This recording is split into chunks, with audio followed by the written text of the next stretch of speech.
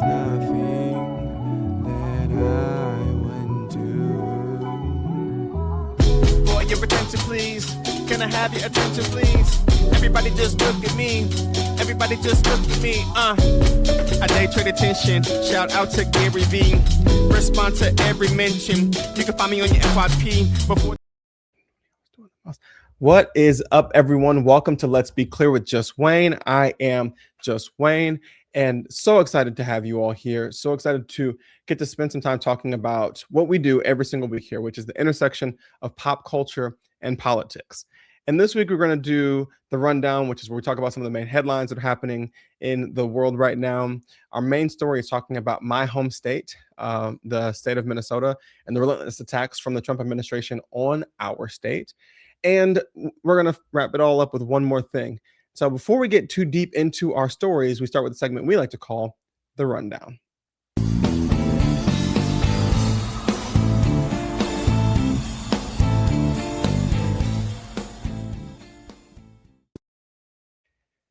Trump was at Oval Office meetings over the last couple of days. I don't know if you all know this, but there's been this wild speculation that he's not doing well. And so regularly, the White House staff roll him out to the Oval Office to hold these meetings as proof of life. And Trump, in the midst of one of those meetings he got rolled out for, said something that I'm sure every Republican who is currently running for office wishes he hadn't have said. I will. Are you concerned, Mr. President, about the latest inflation number which came out this morning? Could that be a No, I love it. The numbers were great. You know what I really love? I love the inflation. You know why? There's no good answer after you say that. You can't say, I love inflation, and we're all sitting around trying to figure out how to pay for groceries. Groceries is a little word called groceries. As expensive as it is outside right now, for that man to get on there and say, I love inflation, was one of the biggest faux pas. We are living in the midst of these numbers. And the hilarious thing for me is it wasn't just the thing that he said. It was the way it came across. It reminded me of this moment when Michael Jackson was being asked about how he felt about touring. Well, can we just do it again without the negative saying that you don't like the tour? Just I don't like it though. I know, but I go through what hell. Is it setting up though? I don't No, understand. I go through hell touring. Okay, then touring is that I'll make it positive then. Yeah, it's just For you know the truth. yeah. Okay. and action, Michael. I love to tour.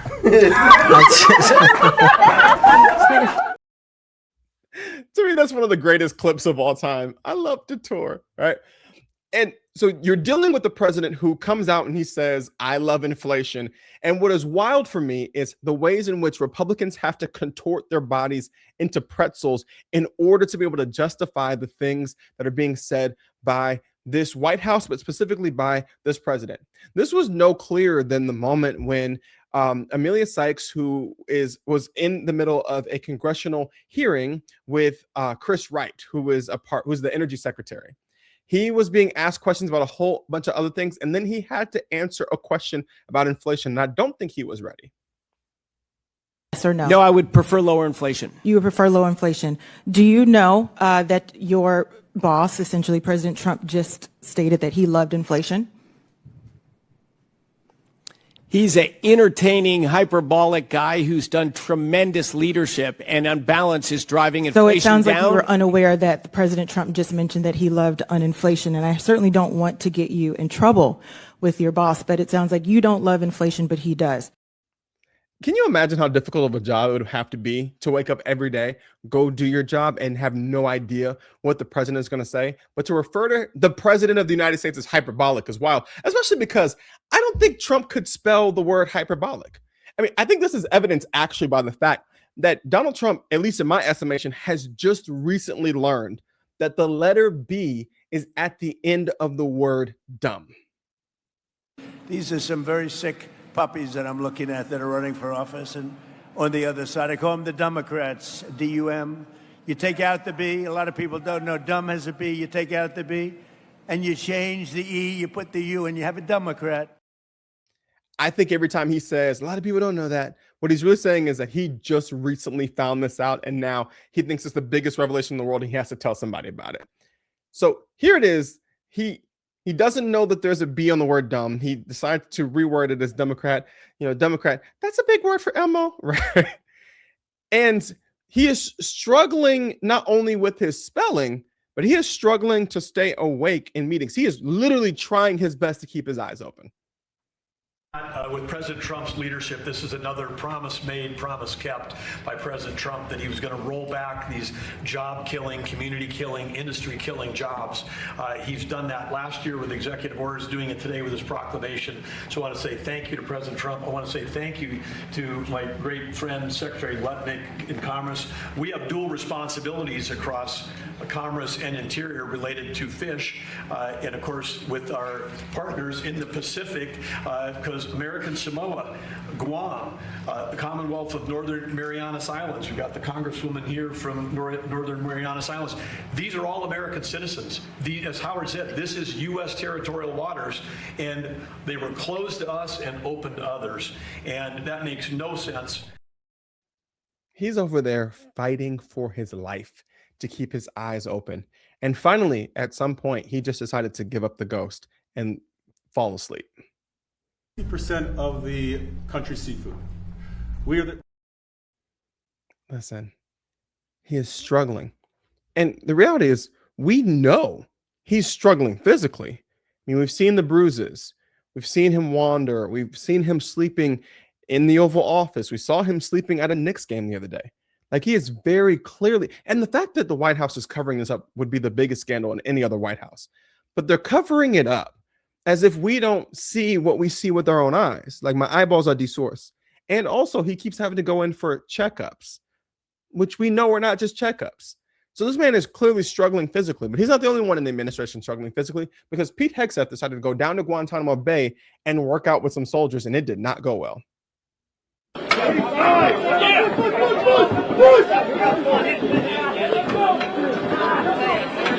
Somebody get in here! 30 seconds!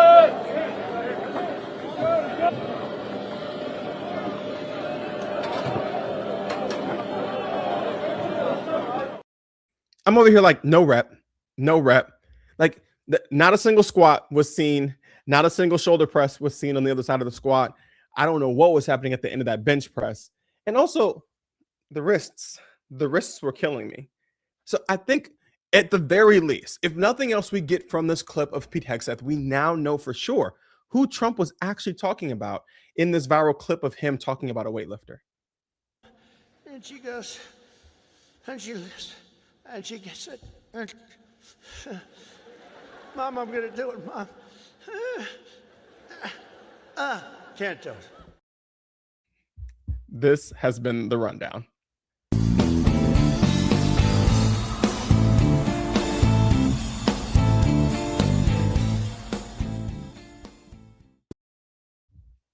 Our main story tonight centers in the state of Minnesota, my home state. I've lived here since 1998. It has been the place that has garnered so much pride for me. So when CBS reported the other day that Minnesota had been rated the top state in the country because of a series of factors by a nonpartisan organization, I was like, yeah, of course we are. Like, this is us. We are incredible. Like, people love living here. Minnesota regularly rates as the best place to live in the country, regularly has towns from it that are rated in the #1 or top for places to live, towns to live. Minnesota has the most Fortune 500 companies per capita of any state in the country. Minnesota works really hard to take care of its residents. Minnesota ranks in the top 10 in education. Minnesota ranks in the top 10 in economic outcomes. Minnesota, we are crushing it across the board. So of course, we've got everything from the wildlife to the lakes, the 10,000 lakes to Lake Superior. We have the nightlife. We have the city. Man, we are doing it, and it makes a ton of sense to me. And also, it is fascinating to me that after Minnesota is ranked as such, and to be clear, Minnesota is not perfect. I think the state has a lot of work to do across the board. Minnesota has at times ranked lower in places for Black folks to live. And I think that's a very important issue to work at. But I saw the Walz administration actually work at that with the North Star Promise. Like, there's There's actions and steps that are being taken to improve a state that is already doing really well. But the question becomes, why would the Trump administration go out of their way to attack one of the best states in the country? Because there's this tireless and endless attack that is coming. Just a couple days ago, JD Vance announced that he was submitting Governor Tim Walz and Attorney General Keith Ellison, who we're going to talk to later on in this episode, for a criminal probe because of, as he called it, widespread fraud. Now, it should be noted, as this conversation about fraud comes up all the time, that there has been fraud in the state of Minnesota, that there were major scandals that were happening in the state of Minnesota. And you know what the Walz administration did? In partnership with the Attorney General, they prosecuted people. There was a huge fraud scandal that led to a major conviction just a couple of weeks ago. The conviction came just a couple of weeks ago. The person who was in charge of that scandal, a white woman, mind you, is going to be serving a very long prison sentence because of the fraud she committed. And also, a state having fraud has never in the past been the precipice for an investigation, a criminal investigation into a governor and attorney general. And further, it is unprecedented for the vice president to launch a criminal probe into a governor and attorney general for purely political reasons. So the question has to be, what is it about this state? Because we're going to get into it in a second here, but we've gone through a lot in the last several years. And the consistency by which this administration has gunned at us brings up a lot of questions. I think the number one of which, personally, is that Minnesota is proof that so much of the progressive politic that the Trump administration and Republicans say is a failed experience and experiment can actually work. Minnesota is proof that when you take care of your citizens, the outcomes take care of themselves. But you can't actually have that type of beacon of hope if you are trying to sow discord in the country. Because what we've seen in this state of mine, and I would be remiss if I did not stop and say, a year ago now, I woke up in my house and saw the news alert that the former Speaker of the House, Melissa Hortman, her husband, Mark, their dog, had been killed by an assassin who had a list of Democratic lawmakers. That Senator John Hoffman, State Senator John Hoffman and his wife, had been shot. I had met John Hoffman before that. I saw him at the DFL convention recently.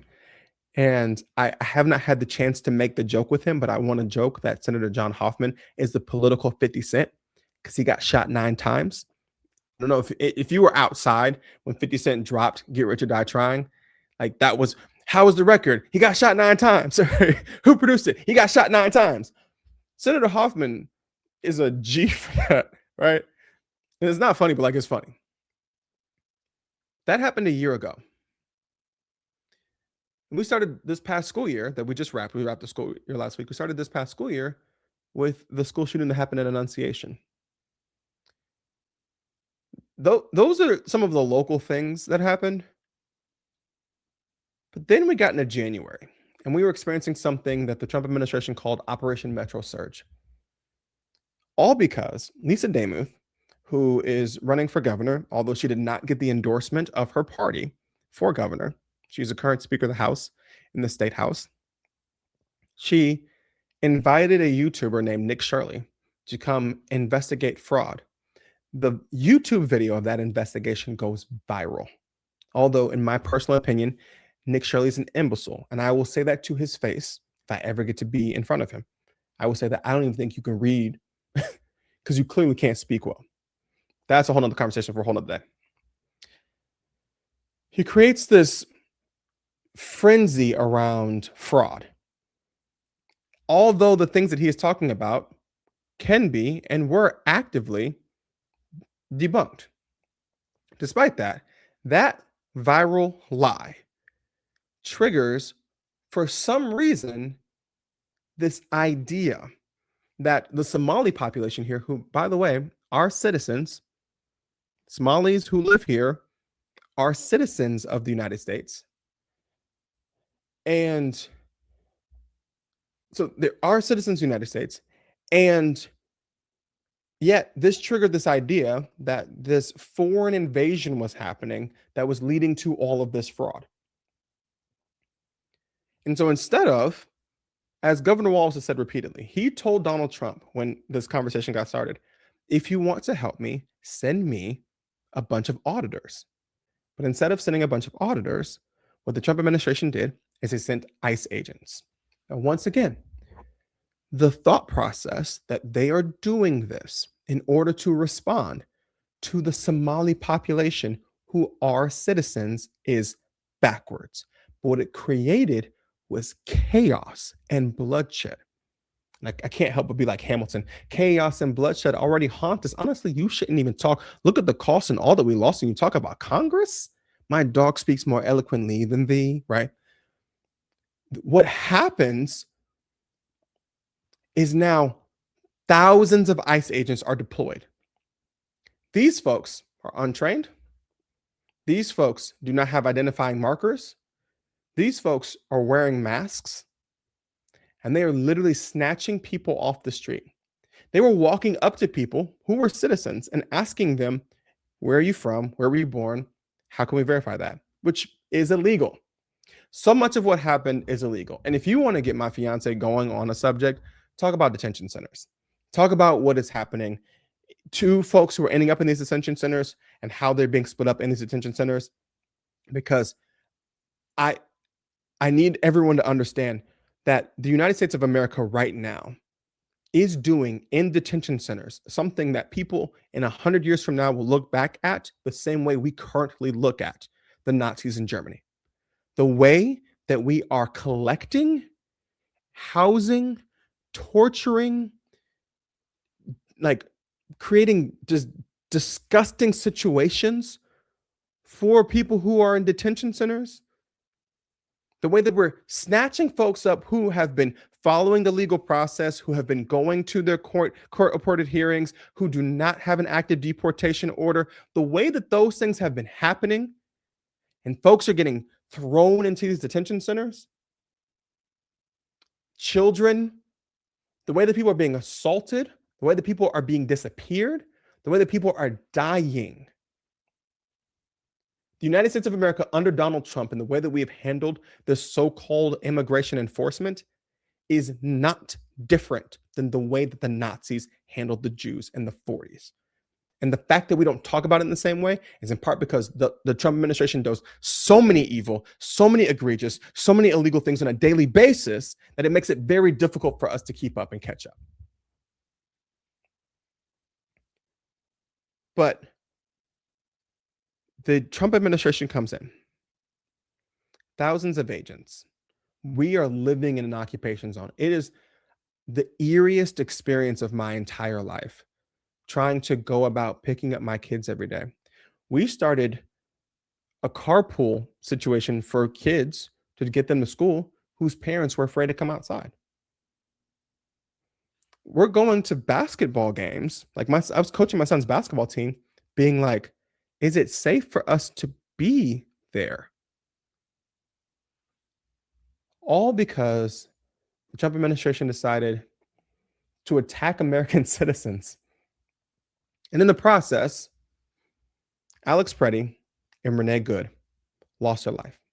Renee Good was driving down a street, trying to get through as untrained ICE agents are giving conflicting ideas of what should and should not be happening.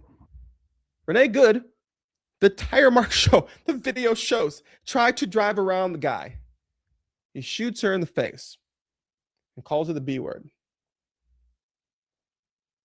Alex Preddy is out protesting, had his phone out. They later tried to say that his phone was a weapon, and they executed him in the streets. If it wasn't killing citizens in the streets, if it wasn't snatching citizens and non-citizens alike up off the streets, if it wasn't terrorizing schools, showed up at high schools at dismissal, like pepper spraying teachers, throwing kids on the ground, it was trying to cut funding, attempting to cut Medicaid funding to not only us, but the entire country. attempting to cut SNAP funding. And each time these things have come about, we fought back. I think the reality is we are not just an example of what happens when a state becomes the target of the administration. We're an example of what it looks like to fight back. Thousands of people signed up to become legal observers and took the training to do so. Minnesotans took to the streets in negative 34-degree weather. People started mutual aid funds to ensure that folks who weren't going to work because they were afraid to go outside had the things that they needed. People stood outside and blew whistles when ICE was coming to ensure that everyone went inside. People hid people in their house. Once again, like Anne Frank. We pushed back. We fought back. Those funding cut attempts, the Attorney General filed lawsuits, and our lawsuits won. When it was looking like they're going to try to declare a state of emergency, we pushed back. We stayed calm. We protested, but we stayed calm. Didn't give them a reason. Greg Bovino, who was leading the ICE agents when this entire thing got started, fired. Kristi Noem is a bird-legged hoe. I said Kristi Noem is a bird-legged hoe. But Kristi Noem, fired. There was a young child who was snatched up from his driveway. The ICE agents tried to use him as bait to get to his father, who has an active asylum order and did not have a deportation order. He was following the law. And they tried to use that 5-year-old boy named Liam Ramos as bait for his father and ended up detaining Liam and his father and sending them down to Texas. Folks raised enough of a funk and a stink about it. Congress got involved. Congresswoman Jasmine Crockett, Congressman Joaquin Castro. Liam Ramos got to come home. We pushed back. We won lawsuits. We got outside. We took to the streets. We did mutual aid. We took care of each other. We had conversations. We did the things we were supposed to do. Now, this could come across as if I'm trying to be like, Minnesota is the best of the 50 nifty United States from 13 original colonies, which it might just be. But it's also meant to, I hope, be hope and encouragement. Because this administration is not done. They're still coming after other people.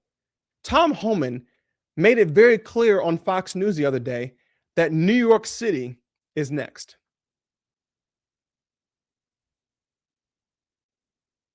So what's going to be your approach to New York? You're going to stay away now?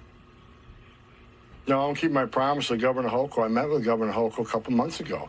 I explained to her how we dealt with Minnesota, right? So I made her a promise. You're going to see more ICE agents you ever seen in New York City, and it's coming. I just reviewed an operational plan. I'm not going to tell you exactly when it's going to happen, but it's coming. I'm keeping my promise. I'm keeping my promise. I promised Governor Hochul that if she signed some legislation I didn't like, that I was going to deal with her the way I dealt with Minnesota. But guess what happened in Minnesota?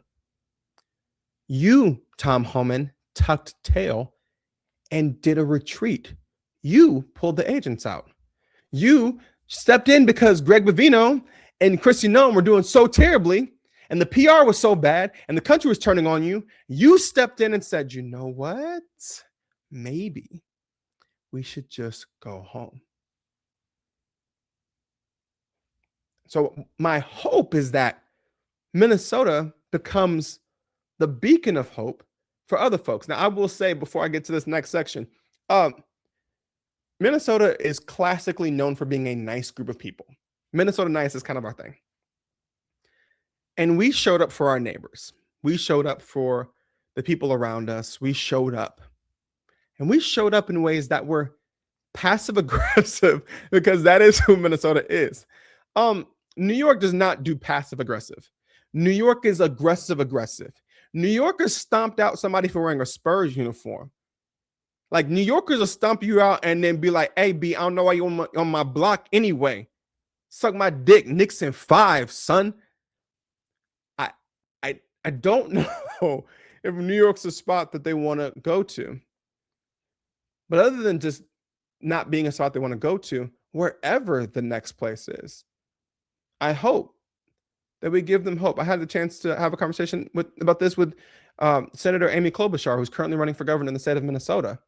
And she made it very, very clear what she believes we can do through the work we've done. But you've got to give them hope, as we've given them in Minnesota, where we've been the center of America's heartbreak with the ICE invasion. But we've also been the center of America's hope and courage. And if they can do that, we need to take that to the next level going into this election. Because if he is unfettered and there's no check on him in the House or Senate or the governor's office, if you think this is bad, it's only going to get worse. So people need to organize, and then they have to believe that things can get better. And I do believe that. People have to organize and believe that things can get better. She says she believes it. And so do I. I believe in what's possible when people stand up and stand together. Many of you know that I used to be a pastor. And James's epistle was always fascinating to me because it was like James wrote a rebuttal to a lot of Paul's work, in my opinion. This is the way I read it. And talked a lot about the idea of faith, but how necessary it was for works to be included. And James ends up saying in James chapter 2, he says, I show you my faith by my works. I will show you how much faith I have by the work that I do. And he goes on further in that chapter to say that faith without works is dead. They need each other. I think that hope that things can get better is necessary, as is organizing, as is mutual aid, as is voting, as is showing up for your neighbor, talking to those around you. And I hope that the work that we did in Minnesota can inspire every single person to recognize that even if you become the next state in Trump's crosshairs, you can stand up, push back, and win every single time. One of the people who has been doing that work to keep this fight going has been the Attorney General, Keith Ellison. He's used his position to constantly push back against the Trump administration in the courts and consistently win against the Trump administration in the courts. I had the chance to have a conversation with him right at the DFL convention, right after he received endorsement from the Minnesota Democratic Party. What's up, everybody? I am here at the DFL convention in Rochester, Minnesota with the Attorney General, Keith Ellison, in the state of Minnesota. How you doing, sir? Hey, good to be with you. Listen, I need you to understand. Sure. To a lot of people around the country, you are a hero. Oh, and I mean this like sincerely, because little old me. The fight has been happening in Minnesota for a very, very long time. I think the idea that it just happened with Metro Surge is if we had not been in it with George Floyd or had not been in it with Philando Castile.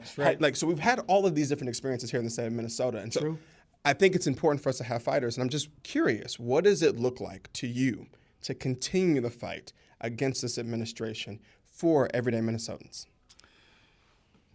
Man, I get up ready to swing, man. You know, I just feel like it is, I hate bullies. Yeah. And I believe that Trump is trying to bully us, and we're just not going to have it. So for me, it's very guttural. You know, there is no cerebral answer to that question for me. It's like, you're trying to bully us. I'm up for it. Let's do this. So, I mean, I wish I had a better answer. Yeah. I wish I could, like, go deep and historic, but I just hate bullies, and I'm not putting up with any crap from that guy.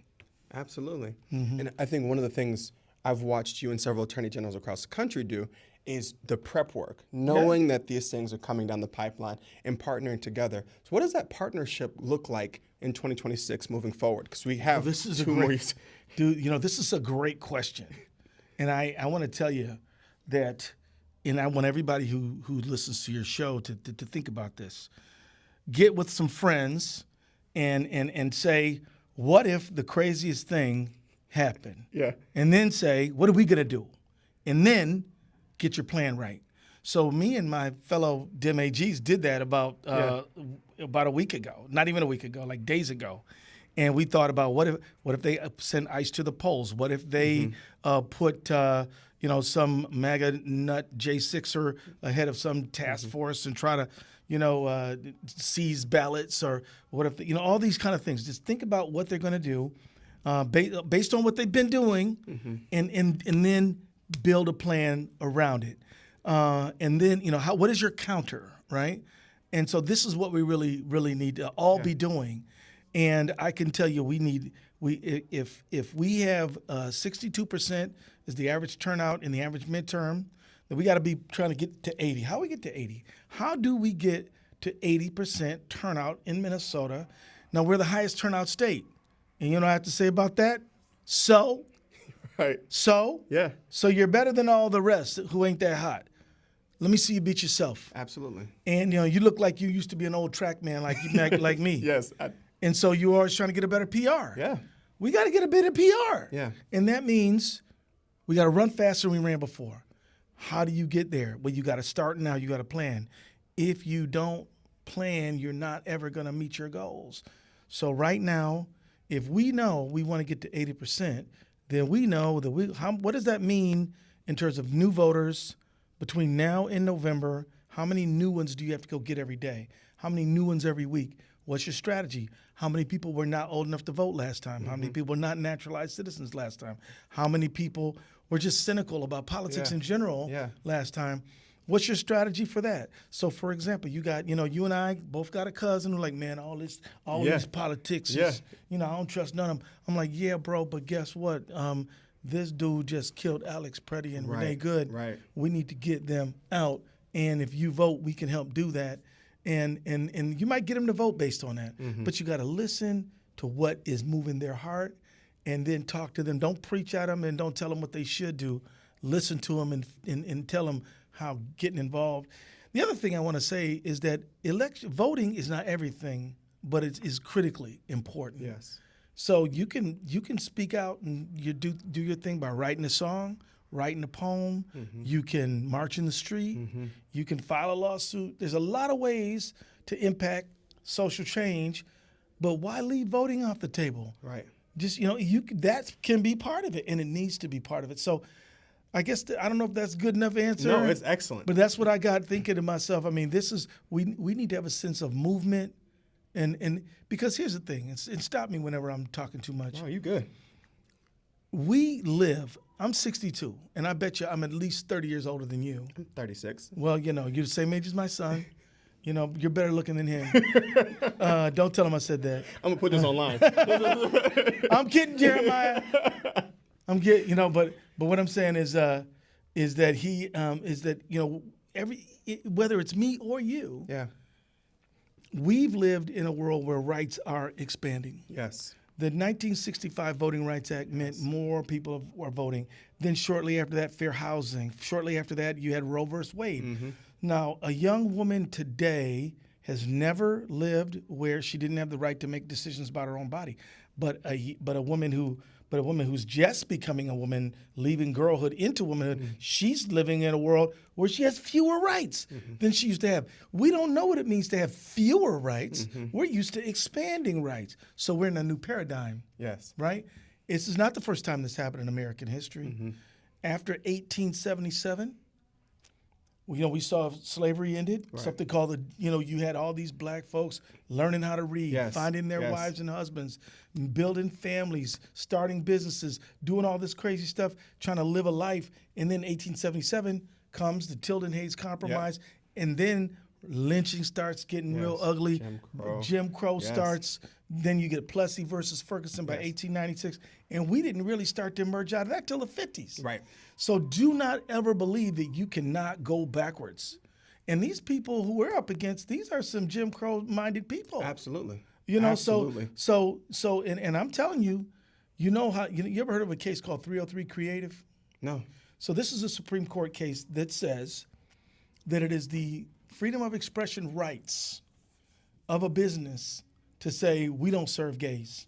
The Supreme Court of the United States recently said, them gays, you don't have to make a movie for them, you don't have to make a cake for them, you have to do nothing for them. And I'm like, that's odd, because it used to be that if you're open to the public, you got to serve the whole public. Right. Well, the Supreme Court's saying, well, not if they're gays. And this isn't the law in the United States right now. We got Jim Crow for gay people now. Now, what if the Supreme Court says, you know what? There's this thing called the curse of Ham. And we believe that when Ham did, when what is it, Canaan, or was it Ham did something to offend his father Noah, he cursed Ham and made him dark. And would have to serve his fellow brother Canaan forevermore. And that's my religion. I believe in it. And if you make me serve them black people, this is offending my religious beliefs. So I don't want to serve them because it's against my religion. Well, what would Alito say about that? I don't know.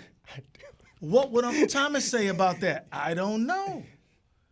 As long as he's grandfathered in. As long as he says, do I get an exception? Right. My point is, we don't know where they're taking this stuff. For sure.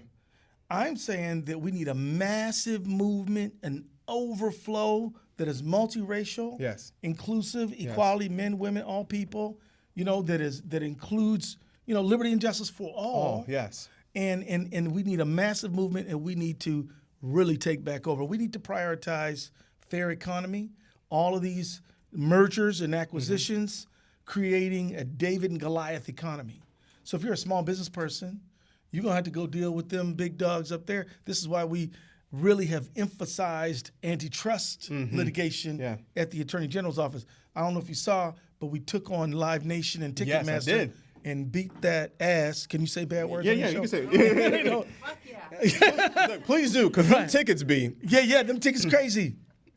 You want to just go see a show with your loved one, and now you can't even afford it. Because of the fees. And you should have seen what those Ticketmaster people were saying about the customers, calling them suckers and dummies and chumps and all this stuff. We got that entered into evidence. That's why they lost.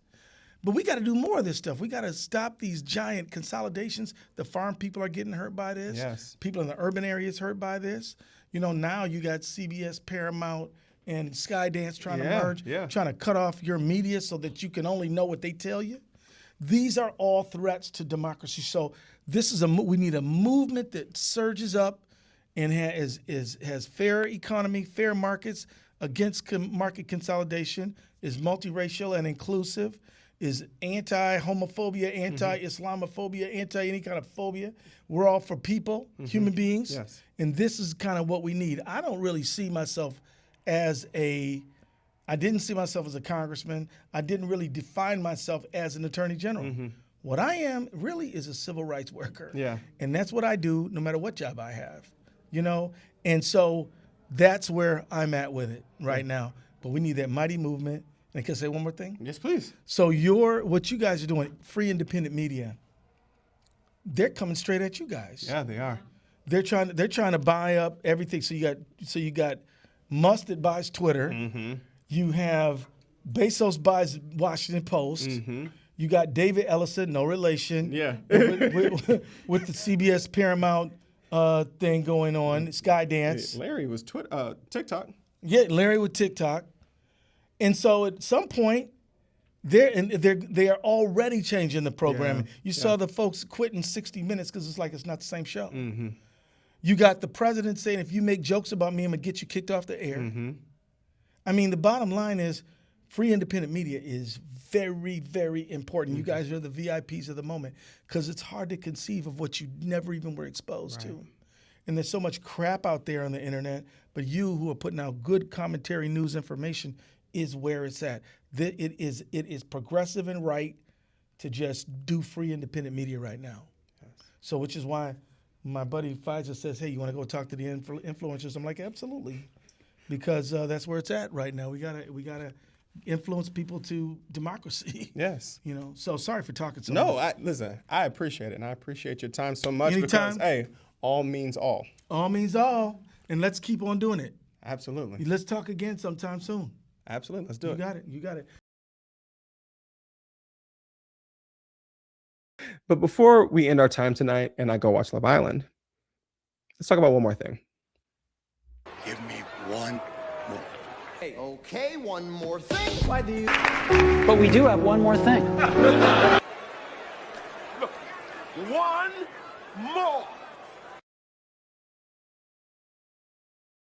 My favorite thing on the internet right now by far is people who are in the United States for the World Cup experiencing things that I think are normal. Like, I watched a series of videos of Brits who just went to a local high school and they were like, "This is a high school? This is huge." Like, they fill a stadium up every time, right? Like, just mind blown that it's a regular high school stadium where a football team plays. And what's funny is people in the comments are like, "Oh, these are small high school stadiums."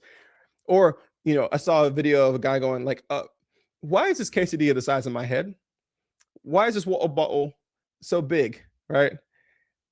The one that has been so intriguing to me is to watch Brits eat food. I saw a guy who tried chili cheese fries for the first time in his life, and he's like, "This is genius. I wouldn't have thought of that." I'm just like, yeah, and I don't even know where you got the chili cheese fries from. It probably wasn't even the best place you could have got them. These are the types of cultural exchanges that things like the World Cup are supposed to bring us. Things like the World Cup are supposed to create the environment where people from different parts of the world descend on a place to enjoy soccer, as we call it, or football as the rest of the world does, but enjoy the sport, but also have these cultural moments of enjoying the place that they're going to. I think one of the most frustrating things for me in the world right now is the fact that Donald Trump is the president. And that's frustrating across the board. Everything in life is worse because Donald Trump is president. But also, these types of things feel like scary. Like, having people here from around the world feel scary for them because they are living and existing in Trump's America, and also because what used to be considered a value in cultural exchange, in the cultural experience, feels like it is not the vision that the president has for this country. He has a vision of something that's more homogenized as opposed to something that is more shared in its experience. And so I'm going to continue to enjoy the videos of people enjoying different elements of the accoutrements of this country as they get to participate in the World Cup, because I believe that that is what these moments are for. I believe that's what the Olympics are for. And I hope that the politics of the moment does not rob people from the ability to safely enjoy in and out, right? Or whatever the thing might be, because that's what these moments are truly for. And with that, I am so grateful for you all for watching and or listening, depending on what platform and medium you are on. Please, if you have not, take the time to like and subscribe. If you haven't subscribed to the podcast, it's Let's Be Clear with Just Wayne on both Spotify and Apple Podcasts. If you have not, go to the YouTube channel, Just Wayne Creative, and subscribe there. Thank you all so much for your time, energy, attention. I love y'all so much. And until next time, thank you for joining me at the intersection of pop culture and politics. And thanks for coming to my TED Talk. There is nothing that I wouldn't do. For your attention, please. Can I have your attention, please? Everybody just look at me. Everybody just look at me. I day trade attention. Shout out to Gary V. Respond to every mention. You can find me on your FYP. Before